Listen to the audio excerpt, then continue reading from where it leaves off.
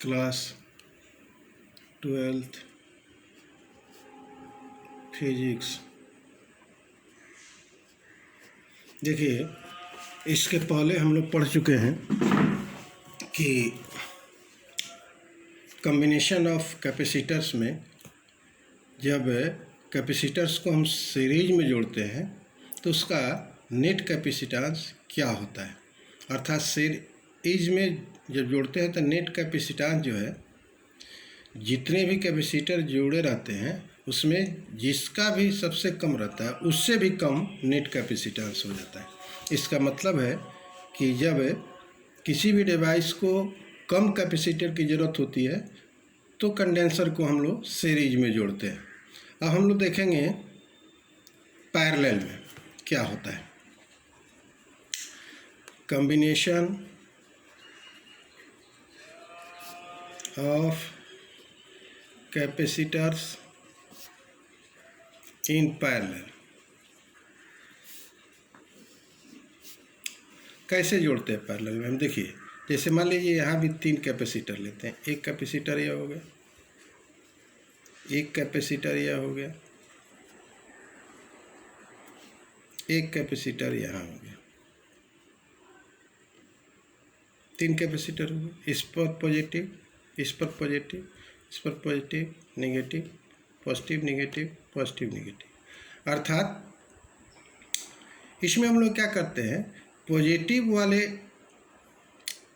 जितने भी प्लेट्स है उसको एक साथ, पॉजिटिव वाले प्लेट को एक साथ जोड़ देते हैं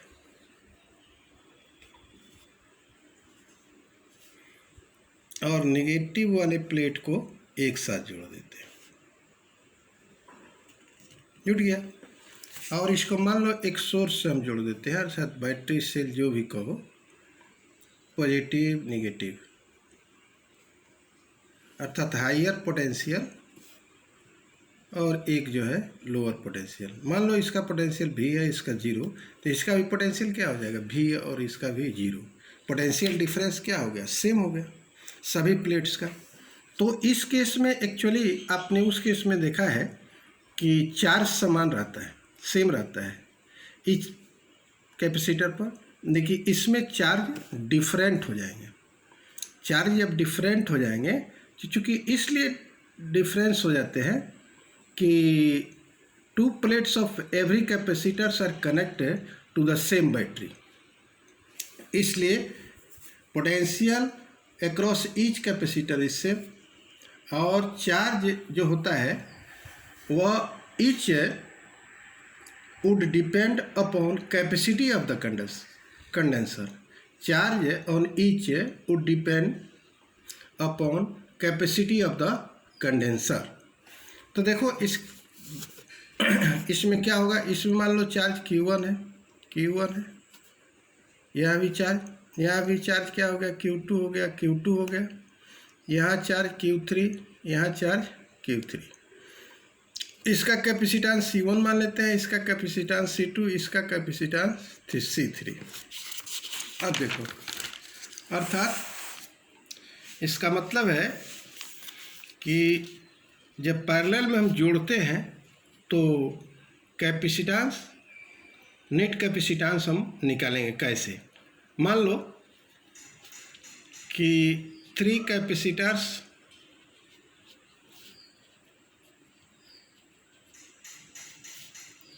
ऑफ कैपेसिटेंसेस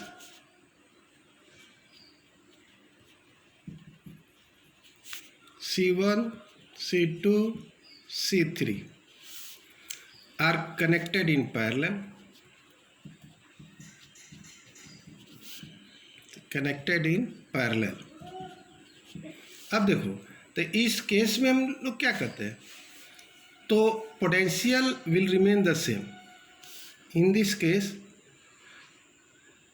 फर्स्ट में potential difference across this combination is same। दूसरा, चार्ज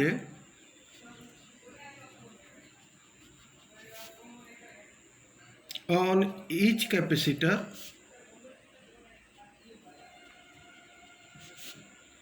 will be different, क्योंकि चार्ज ईच कैपेसिटर पर के कैपेसिटी पर निर्भर करता है, तो इसलिए चार्ज शुड बी डिफरेंट। तब देखो, तो टोटल चार्ज यहाँ लिख देंगे, टोटल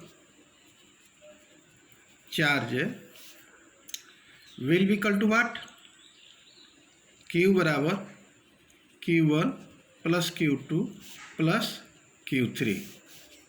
बट तुम जानते हो C बराबर क्या होता है, Q बाई वी के, Q बाई बड़ा यहाँ लिख दिए वी के। तो C बराबर Q बराबर क्या होगा, C वी के, where V is the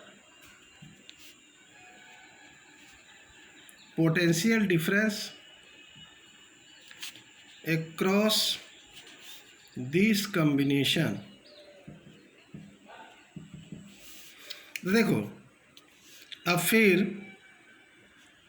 Q1 बराबर क्या लिखेंगे, उसी प्रकार इसी फार्मूला से C1 भी, Q2 बराबर क्या लिखेंगे, C2 भी, क्योंकि पोटेंशियल क्या है, सेम है।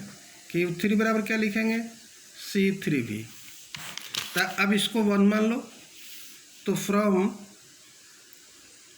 इक्वेशन नंबर 1 यहाँ Q का वैल्यू रखो, तो C भी बराबर क्या हो जाएगा, C1 भी प्लस C2 भी प्लस C3 भी कैंसिल हो गया, तो C बराबर कितना हो गया, C1 plus C2 plus C3। इसको यहाँ P दे देते हैं, चूँकि नेट कैपेसिटेंस है पैरेलल के केस में, इसलिए where Cp is the net capacitance in parallel combination. तो अब देखो, यह बताता है कि नेट कैपेसिटेंस क्या होगा, ज़्यादा होगा, अर्थात इंक्रीज कर जाएगा, ठीक है ना।